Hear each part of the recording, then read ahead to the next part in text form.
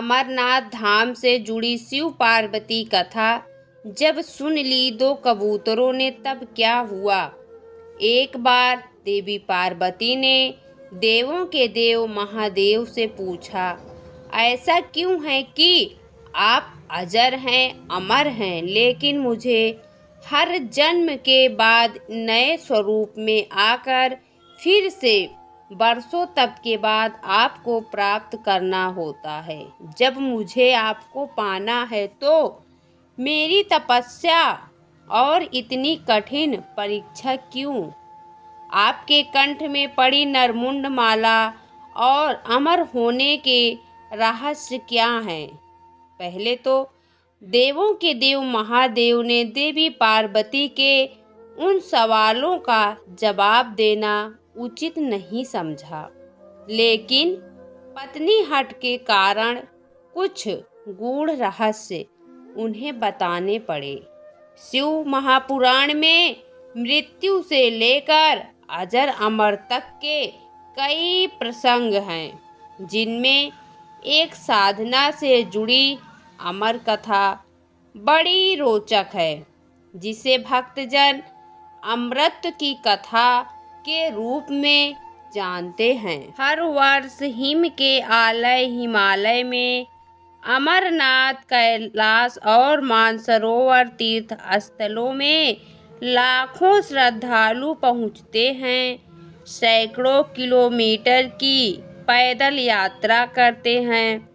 क्यों यह विश्वास यूं ही नहीं उपजा? शिव के प्रिय अधिक मास अथवा आषाढ़ पूर्णिमा से श्रावण मास तक की पूर्णिमा के बीच अमरनाथ की यात्रा भक्तों को खुद से जुड़े रहस्यों के कारण और प्रासंगिक लगती है।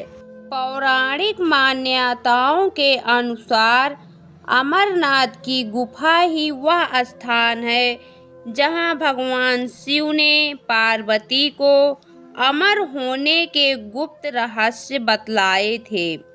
उस दौरान उन दो ज्योतियों के अलावा तीसरा वहां कोई प्राणी नहीं था, न महादेव का नंदी और न ही उनका नाग, न सिर पे गंगा और न ही गणपति कार्तिकेय। सबसे पहले नंदी को पहलगाम पर छोड़ा महादेव ने। गुप्त स्थान की तलाश में महादेव ने अपने वाहन नंदी को सबसे पहले छोड़ा। नंदी जिस जगह पर छूटा उसे ही पहलगाम कहा जाने लगा। अमरनाथ यात्रा यहीं से शुरू होती है। यहाँ से थोड़ा आगे चलने पर शिव जी ने अपनी जटाओं से चंद्रमा को अलग कर दिया।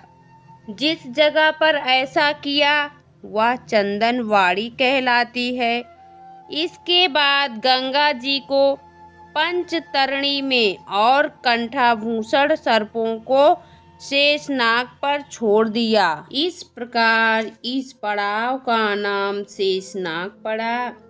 अगले पड़ाव पर गणेश जी छूटे। अमरनाथ यात्रा में पहलगाम के बाद अगला पड़ाव है गणेश टॉप। मान्यता है कि इसी स्थान पर महादेव ने पुत्र गणेश को छोड़ा। इस जगह को महागुड़ा का पर्वत भी कहते हैं। इसके बाद महादेव ने जहाँ पिस्सू नामक कीड़े को त्यागा वह जगह पिस्सू घाटी है और शुरू हुई शिव पार्वती की कथा। इस प्रकार महादेव ने अपने पीछे जीवनदायिनी पांचों तत्वों को स्वयं से अलग कर दिया। इसके पश्चात पार्वती संग एक गुफा में महादेव ने प्रवेश किया। कोई तीसरा प्राणी यानी कोई व्यक्ति, पशु या पक्षी गुफा के अंदर घुस ना सके, इसलिए उन्होंने चारों ओर अग्नि प्रज्वलित कर दी। फिर महादेव ने जीवन के गूढ़ रहस्य की कथा शुरू कर दी। कथा सुनते सुनते सो गई पार्वती। कबूतरों ने सुनी कथा। कहा जाता है कि कथा सुनते सुनते देवी पार्वती को नींद आ गई, वह सो गई और महादेव को यह पता नहीं चला वह सुनाते रहे। यह कथा इस समय 2 सफ़ेद कबूतर सुन रहे थे और बीच बीच में गूं गूं की आवाज़ निकाल रहे थे। महादेव को लगा कि पार्वती मुझे सुन रही हैं और बीच बीच में हुंकार भर रही हैं। चूँकि वैसे भी भोले अपने में मग्न थे तो सुनाने के अलावा ध्यान कबूतरों पर नहीं गया। वह कबूतर अमर हुए और अब गुफा में होते हैं उनके दर्शन। दोनों कबूतर सुनते रहे। जब कथा समाप्त होने पर महादेव का ध्यान पार्वती पर गया तो उन्हें पता चला कि वो तो सो रही हैं, तो कथा सुन कौन रहा था। उनकी दृष्टि तब 2 कबूतरों पर पड़ी तो महादेव को क्रोध आ गया और वहीं कबूतरों का जोड़ा उनकी शरण में आ गया और बोला, भगवान, हमने आपसे अमर कथा सुनी है। यदि आप हमें मार दोगे तो यह कथा झूठी हो जाएगी। हमें पथ प्रदान करें। इस पर महादेव ने उन्हें वर दिया कि तुम सदैव इस स्थान पर शिव व पार्वती के प्रतीक चिन्ह में निवास करोगे। अंततः कबूतरों का यह जोड़ा अमर हो गया और यह गुफा अमर कथा की साक्षी हो गई। इस तरह इस गुफा का नाम अमरनाथ पड़ा। मान्यता है कि आज इन 2 कबूतरों के दर्शन भक्तों को होते हैं। अमरनाथ गुफा में यह भी प्रकृति का ही चमत्कार है कि शिव की पूजा वाले विशेष दिनों में बर्फ के शिवलिंग अपना आकार ले लेते हैं और यहाँ मौजूद शिवलिंग किसी आश्चर्य से कम नहीं है।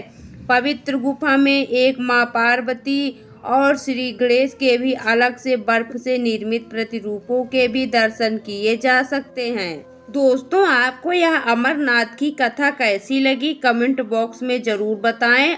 चैनल को सब्सक्राइब करना ना भूलें। वीडियो देखने के लिए आपका बहुत बहुत धन्यवाद।